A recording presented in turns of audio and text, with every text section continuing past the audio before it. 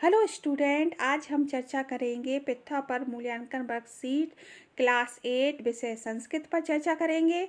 जैसा आपको इस वर्कशीट में दिख रहा है, विद्यार्थी का नाम, पिता का नाम, शाला का नाम और कक्षा ये आपको लिखनी है। फिर इसके बाद ये आपका दो होगा, खंड आ और खंड वा। खंड आ में लिखित में 16 प्रश्न होंगे और खंड वा में प्रोजेक्ट में दो दो प्रश्न होंगे। तो ये आपको करना है। तो मैंने जो वीडियो बनाया खंड आ पर बनाया है। खंड आ के जो 16 प्रश्न उन पर हम चर्चा करेंगे। तो पहला प्रश्न है कि बहुविकल्पी प्रश्न है, ये 1 से लेकर 8 तक। तो पहला प्रश्न है वचसा सततम। वचसा सततम क्या होता है? वध नियम होता है। तो वध नियम, ठीक है। उसके बाद है अगला, नेक्स्ट है अस्त समय सूरज से वर्ण वस्तु वाला। इसका अर्थ है अस्त मतलब सूर्य जब अस्त होता है तो सूर्य का रंग कैसा होता है? तो ताम्र। ताम मतलब लाल रंग का होता है। सूर्य उदय होते हुए अस्त होते समय लाल रंग का होता है। फिर अगला है हिमालय अस्मिन पद संधि। हिमालय में कौन सी संधि है? तो हिम प्लस आल है, तो ये दीर्घ स्वर संधि है। फिर नेक्स्ट है ब्राह्मीर जन्म अवध। ब्राह्मीर का जन्म कब हुआ था? कपथ ग्राम में हुआ था। फिर अगला है प्रश्न नंबर 5, सतना मंडल किस जिले? सतना मंडल में क्या है? तो चित्रकूट है। फिर नेक्स्ट है प्रश्न नंबर 6, विद्वान सर्वत्र पूज्यते। विद्वान कहाँ पूजे? विद्वान सभी जगह पूजे जाते, तो सर्वत्र आंसर है इसका, ठीक है, सर्वत्र। फिर है नेक्स्ट है प्रश्न नंबर 7, बालक अग भोपाल नगरम गच्छति। अस्मन वाक्य अवयव, इसमें कौन सा अवयव है? तो इसमें अवयव है अग। अग मतलब आज, क्योंकि बालक गच्छति भोपाल नगरम अवयव नहीं है, अग अवयव है। फिर नेक्स्ट है मैकल सुता इति नाम प्रसिद्ध। मैकल सुता किस नाम से, मतलब मैकल सुता किसका नाम है? तो ये नर्मदा नदी का नाम है। फिर नेक्स्ट है नरेंद्र नाथ जन्म कदा भवत। नरेंद्र नाथ का जन्म कब हुआ था? तो नरेंद्र नाथस्य जन्म जनवरी मासस्य द्वादशे दिनांक, बिंदी लगाना भूल गई हूँ, 1863 ख्री शताब्दी अभवत, ठीक है। फिर नेक्स्ट है अधोलिखित संख्या संस्कृत शब्देशु लिखत। 25 को अपन क्या बोलते हैं? पंचविंशति। और 34 34 को क्या बोलते हैं? चतुस्त्रिशत, ठीक है। फिर अगला है नेक्स्ट है स्व पाठ पुस्तकात एक श्लोक लिखना है। तो ये पहले पाठ का ही है, पहले जो लोक तमम करणीयम आपका पहले उसी का श्लोक है। ना भोग भवने रमणीयम ना चासुक सैने सैनियम यह निशम जागरणीयम लोक हितम करणीयम। फिर अगला प्रश्न है प्रश्न नंबर 12, ब्राह्मीण के ग्रंथ विरचिता। ब्राह्मीण ने कौन कौन से ग्रंथ लिखे? तो ब्राह्मीण, बृहद संहिता, बृहद जातकम, पंच सिद्धांत का ग्रंथ विरचित, ये लिखे थे। फिर नेक्स्ट है प्रश्न नंबर 13, महेंद्र इति शब्द संधि विच्छेद करना। तो महेंद्र का महा प्लस इंद्र गुण संधि है। फिर नेक्स्ट है अपना ये लोकमान बाल गंगाधर तिलक के बारे में, ये गद है और इसको देख के अपन को नीचे प्रश्नों के उत्तर देना है। तो लोकमान तिलक के काशित।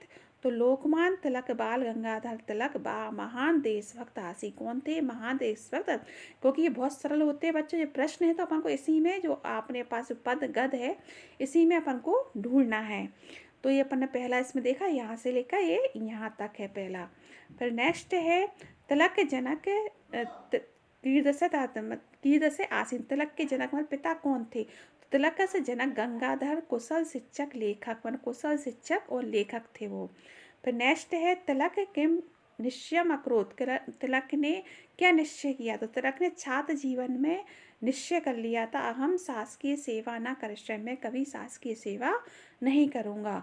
तिलक किम अघोषयत। तिलक ने क्या घोषणा की थी? कहा था स्वराज मम जनन सिद्ध अधिकार अस्ति। तो बच्चों ये जितने भी उत्तर लिखे हैं मैंने आपके इसी से लिखे हैं। देखो आपको मैं बताती हूँ कि जैसे पहला आपका ये यहाँ से लेकर यहाँ तक था, दूसरा ये आपका यहाँ से लेकर ये यहाँ तक था कि कुशल शिक्षक है ना, और तीसरा ये था छात्र जीवन निश्चय किया था कि अहम सात की सेवा ना करिष्यामि, ये तीसरा है। और चौथा आपका यहाँ से है लास्ट का कि मम जन्म सिद्ध अधिकार अस्ति, स्वराज मम जन्म सिद्ध अधिकार। तो ये क्रम से हैं, तो आप इसमें से आसानी से, अगर आपको क्लियर नहीं दिख रहा तो आप इसी के अंदर से देख के लिख सकते हैं। फिर नेक्स्ट है प्रश्न नंबर 15, अर्थागमो नित्य मरोगता च प्रिया च भार्या प्रिय वादनी च बस्यच पुत्र अथकरी च विद्या सड़ जीव लोकस्य सुखानी राजन। इसका अर्थ है कि जो अपने पास जो धन होना चाहिए, धन का नित्य आगमन आगमन होना चाहिए, पत्नी अपनी प्रियवादिनी होना चाहिए, पुत्र अपना आज्ञाकारी होना चाहिए, विद्या अपनी अर्थकरी होना चाहिए और निरोगी काया होना चाहिए। ये जीवन के 6 सुख हैं। इसी पे ये प्रश्न है, पुत्र कत्व, पुत्र अपना कैसा होना चाहिए, आज्ञाकारी। तो आज्ञाकारी इसको बोलते हैं वश्यस। मैंने भी और वीडियो देखो, मैं सबने गलत लिखा है। तो पुत्र जो होता है आज्ञाकारी होता है, पुत्र वश्यस भवेत। पगला कीर्दसी भवेत विद्या। तो विद्या हमारी कैसी होनी चाहिए, अर्धकरी होनी चाहिए। अर्धकरी मतलब पैसा देने वाली होना चाहिए। अर्थकरी का अर्थ है पैसा देने वाली होनी चाहिए। कीर्दसी भवेत भार्या, भार्या हमारी, भार्या मतलब पत्नी कैसी होनी चाहिए, प्रियवादिनी, मीठे बोलने वाली होना चाहिए।